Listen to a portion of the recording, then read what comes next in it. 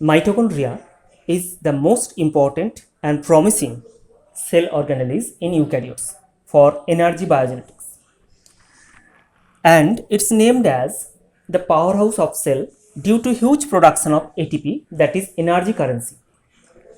Now, most of the eukaryotic cell organelles that goes through the oxidative phosphorylation pathway, that is the aerobic respiration, that has the mitochondria.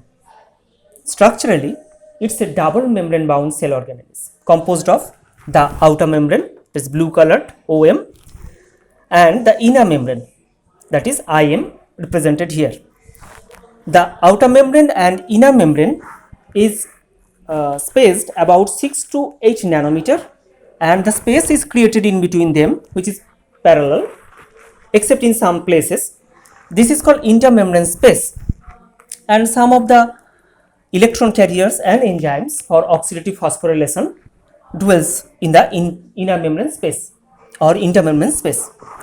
Now, the inner membrane in some spaces infolds, that is invaginated within the space of the mitochondria, which is poured by a matrix, that is gel-like substance. So this is the matrix, and this is the infoldings of the inner membrane, that is the cristae.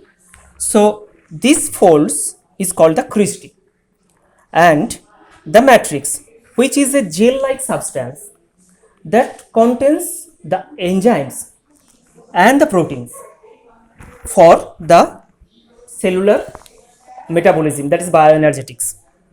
And also mitochondria has its own genome, that is DNA, which is double stranded and circular. So this is DSC, DNS, double stranded circular DNA.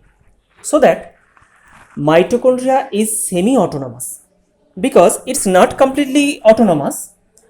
However, it requires some proteins encoded by the genes of the nucleus, that is nuclear genome, but it is much more sufficient for self sustainability.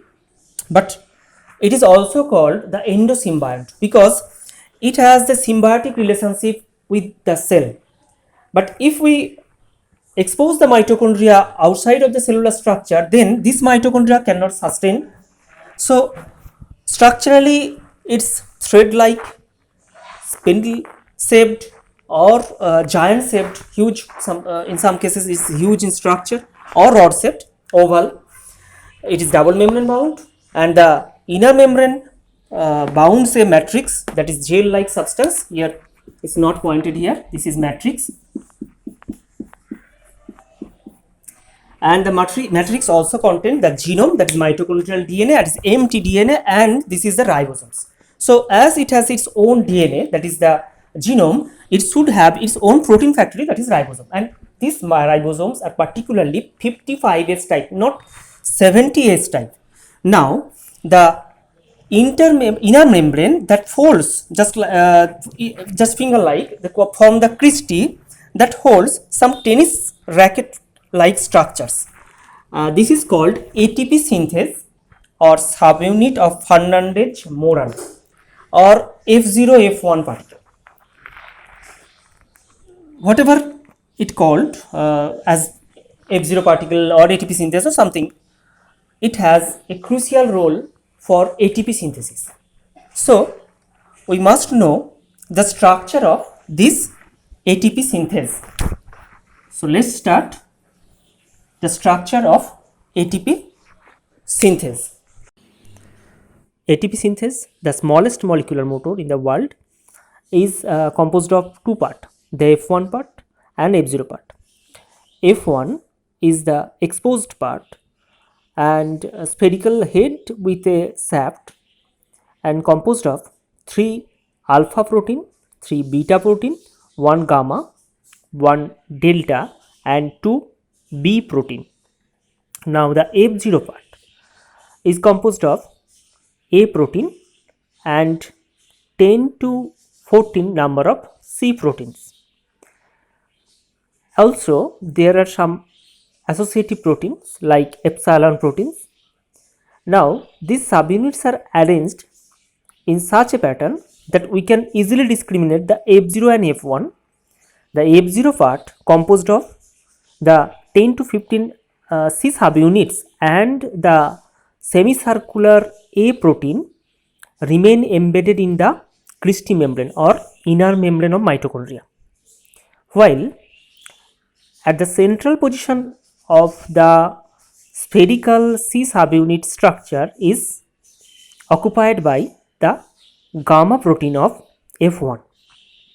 Now, gamma forms the shaft of the F1. Encircling the top of the gamma, alternately placed 3 alpha and 3 beta are arranged to form a spherical head. Now, the A is joined to the spherical head through 2 B protein and single delta protein. Single epsilon protein is also associated at the base of the gamma stalk attached to the C subunit. The figure shows the rotatory symbol of gamma subunit. Actually, the gamma rotates due to proton motive force generated during the oxidative phosphorylation or the TCA cycle, and as a consequence the beta subunits of the spherical head converts the adenosine diphosphate to adenosine triphosphate and ATP synthesis happens, and this type of ATP synthesis remains associated with oxidative phosphorylation in mitochondria that will be discussed in the chapter of respiration, that is cellular respiration. Please do share and subscribe the channel. Thank you.